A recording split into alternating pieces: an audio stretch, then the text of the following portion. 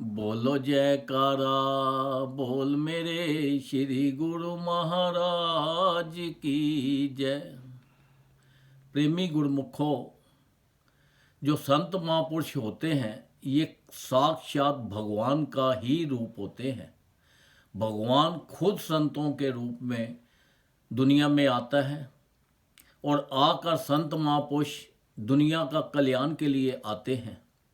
ये अपनी बिखरी हुई विछड़ी हुई जो रूहें होती हैं उनको ये इकट्ठा करते हैं और इकट्ठा करके उनको नाम दाम देते हैं। कहते हैं नाम जपो ताकि उनका कल्याण हो सके। इनका कोई रूप नहीं होता। देखने में तो हमें ये इंसान नज़र आते हैं पर ये इंसान होते नहीं हैं। ये कुछ भी कर सकते हैं। इनकी पावर जो है आप अंदाज़ा नहीं लगा सकते। ये हर तरह से पूरे, क्योंकि भगवान के पास पूरी पावर है, वो कुछ भी कर सकता है। एक कथा सुनाता हूँ। एक गांव के अंदर एक बाबा थे। अब वो बाबा क्या करते थे, उनका काम था सबके घरों में जाना, सबके दुख दर्द समझने, उनकी तकलीफ़ दूर करनी। जिसके कोई भी काम होता वो जाते और जाके मिनटों में कर आते। सब लोग जो थे उसको पागल पागल पागल पागल बोलते थे। अब वो बाबा अपने में मस्त है, पागल कहे कुछ हो। तो उस गांव के अंदर एक बार संत महापुरुष आए। अब उन्होंने देखा कि इनको पागल कह रहे हैं। जब उनकी तरफ देखा तो उन्होंने बोला कि ये बाबा पागल नहीं है, ये साईं बाबा हैं। तो तब से उनका साईं नाम पड़ गया। अब साईं नाम पड़ने से तो गांव के अंदर आप समझते हो जहाँ पे भी रहो सभी आपकी फेवर में नहीं रहेंगे, एक दो तो आपसे जेलस भी जरूर करेंगे। तो इसी तरह उस गांव के अंदर एक वैद्य था। वो वैद्य को साईं बाबा से बहुत ज़्यादा जेलस होने लग गई। अब कोई भी हो, वो कहने लगा, कोई भी आके बोले साईं बाबा से मिलना है, कहता है कि उस पागल को मिलना है, साईं बाबा को। वो उनको पागल ही समझता था। तो वो सबके लिए मतलब कि उसका बहुत ही ज़्यादा गलत प्रभाव था उसका, जो वैद्य का। तो वैद्य उनको मानता नहीं था। तो उनका काम था हर रोज़ दुकानदारों से तेल लाना, वो तेल ला के दीपक जगाना। एक बार दिवाली का दिन था तो वो वैद्य गया उनके पास, दुकान वाले के पास। कहने लगा, भाई क्या बात है, तुम्हारे पास बहुत पैसा है, बहुत पैसा है तो मुझे दे दो। उन्होंने बोला, वैद्य जी क्या बात है। कहता है, आप मुफ्त में तेल देते हो साईं बाबा को, क्यों देते हो आप?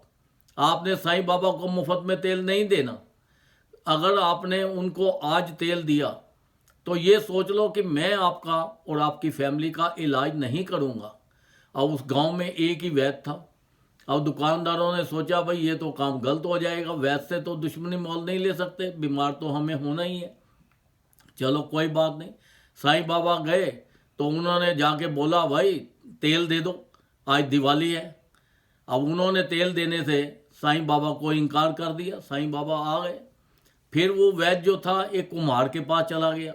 कहने लगा कि आज देखते हैं साईं बाबा कैसे दीपक जलाएंगे, कैसे दिवाली मनाते हैं। आप उनके पास जाओ। वो आ गए, सामने से साईं बाबा आ रहे हैं, उनके पास आप आगे से जाओ और जाके पूछो कितने दिए चाहिए। कहते हैं आज देखते हैं कि कैसे दिए जलाएंगे, तेल तो है नहीं। जब वो गया आगे से तो साईं बाबा उनको मिले। कहते हैं, भाई हम आप ही के पास आ रहे थे, हमें आज पूरे 108 दिए चाहिए। उन्होंने बोला, अच्छा ठीक है, मैं आपके आश्रम में पहुंचा दूंगा। उन्होंने बोला ठीक है। जब वो वैद्य ने पूछा, वो 108 दिए और बिना तेल के, आज देखते हैं कैसे जलते हैं। कहते हैं अभी पचा के आ। अब वो दिए जो थे पचा दिए वहाँ पे। अब जब वो सारे लोग शाम को इकट्ठे हुए तो उन्होंने बोला कि अब दिवाली मनेगी जैसे भी है। तो एक बच्चे ने जो छोटे से जाके साईं बाबा से पूछा, बाबा तेल तो आज है नहीं तो ये दिए कैसे जलेंगे? बाबा ने बोला, दिए तो जलेंगे, दिवाली तो मनाई जाएगी। तो उन्होंने बोला, फिर पूछा, बाबा तेल कहाँ से लाएं, तेल तो है नहीं। बच्चे को बोला बाबा ने कि ये मटके में पानी है। उन्होंने बोला है। वो कहते हैं पानी निकालो और इसमें डाल दो। अब वो बच्चे ने फिर पूछा, कहता है बाबा पानी तो प्यास बुझाने के लिए होता है, पानी इससे दिए कैसे जलेंगे? वो कहता है डाल दो आप। जब उसमें डाल दिए, अब पानी बच्चे ने लिया, सब दियों में जला दिया। उनको बोला, ये यज्ञशाला जल रही है, यहाँ से आग लो और दीपक जला दो। उसने एक छोटी लकड़ी ली, वहां से जला के जैसे ही दीपक को एक को जलाया और 108 के 8 दीपक एकदम जगमग हो गए, सब दिवाली एकदम मनाई गई। तो ये देखो आप, संत महापुरुषों के पास कितनी पावर है कि उन्होंने पानी से भी दीपक जला दिए। कोई आम इंसान तो नहीं जला सकता ना, पानी से नहीं जला सकता। अब वो कुछ भी कर सकते हैं। संत महापुरुषों के पास बहुत पावर होती है, वो साक्षात भगवान का ही रूप होते हैं। उन्होंने 108 दिए क्यों जलाए, इसका कारण क्या है? उनसे पूछा कि आपने बाबा जी 108 ही जलाए, ज़्यादा भी जला सकते थे, कम भी जला सकते। उन्होंने बोला कि देखो गीता के अंदर कितने अध्याय हैं? उन्होंने बोला 18 अध्याय हैं। महाभारत की जंग कितने दिन लगी? 18 दिन लगी। तो उन्होंने बोला जो हम मन के फेरते हैं, माला फेरते हैं, उसमें कितने मानिक होते हैं? उन्होंने बोला 108। तो उन्होंने बोला 8 और 1 9।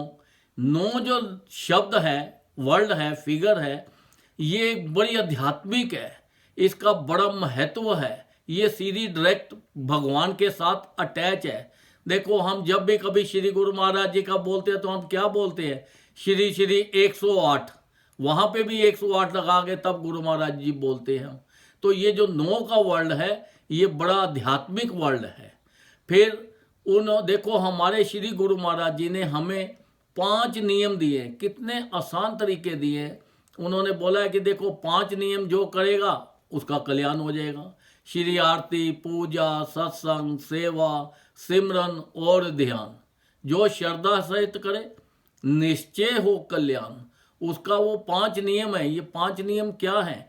ये दिए हैं। जैसे हम अपने घर में अंधेरा होता है तो जैसे बल्ब जलाते हैं रोशनी हो जाती है पूरे घर के अंदर, ऐसे ही ये जो 5 नियम हैं ये दिए हैं, इनको हमें जलाना है, इनकी पालना करनी है उनके हुक्म का, ताकि हमारी जिंदगी में रोशनी रोशनी हो जाए, अंधकार दूर हो जाए, हमारा लोक भी सुखी हो जाए और हमारा परलोक भी सुखी हो जाए। हमारा अंधकार तभी दूर होगा जब हम इन नियमों का पालन करेंगे। 5 नियमों का अपना खूब अच्छी तरह से श्रद्धा के साथ, विश्वास के साथ करो। वो क्या बोलते हैं? कहते हैं गुरु गोविंद दोनों खरे, किसके लागू पाए, बलिहारी गुरु अपने, जिस गोविंद देव मिलाए। तो हमारे श्री गुरु महाराज जी ही हमें भगवान के साथ मिला सकते हैं, हमारा कल्याण कर सकते हैं, क्योंकि ये आप भी साक्षात भगवान का रूप है। तो जो हमें नाम दाम दिया है उनको उनकी आज्ञा के अंदर चलना है, उसका पालन करना है, तो फिर हमारा लोक और हमारा परलोक दोनों सुखी हो जाएगा। बोलो जयकारा, बोल मेरे श्री गुरु महाराज की जय।